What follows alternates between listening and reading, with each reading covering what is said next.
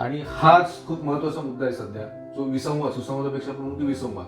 त्याच्यामुळे रुग्णांचे डॉक्टरांवर होणारे हल्ले, नातेवाईकांचे हॉस्पिटलमध्ये होणारी तोडफोड, हे प्रमाण आपण बघतो की दिवसेंदिवस वाढत चाललेलं आहे. तर हा सुसंवाद एस्टॅब्लिश होण्यासाठी दोन्ही बाजूंनी प्रयत्न करणं खूप गरजेचं आहे. त्याच्यासाठी डॉक्टरांना पण पेशंटला तेवढा वेळ देणं, त्यांच्या नातेवाईकांशी एक्झॅक्टली तुम्ही करता काय, हे बघा. याच्यामध्ये डॉक्टर हा 100% शर्तीने प्रयत्न करत असतो.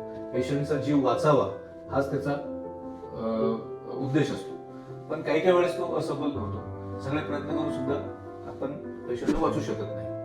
पण ते आपण जे सगळे एफर्ट जे करतोय, हे पण त्या रुग्णांना किंवा त्यांच्या नातेवाईकांना दाखवून देणं गरजेचं असतं. त्यांना त्या पेशंटच्या आजाराविषयीची पूर्णपणे कल्पना देणं गरजेचं असतं. त्याच्यामध्ये पुढे पण होणारे जे काही कॉम्प्लिकेशन्स असतील, उदाहरणार्थ एखादं ऑपरेशन आहे, तर ऑपरेशनच्या दरम्यान होणाऱ्या काही गुंतागुंतीचे आजार किंवा ऑपरेशन नंतर काही कॉम्प्लिकेशन्स, याची पण माहिती देणं गरजेचं असतं. आणि तुम्ही केलेलं आहे सगळे शर्तीचे प्रयत्न, हे पण पेशंटच्या रुग्णांना पटवून देणं खूप महत्वाचं असतं.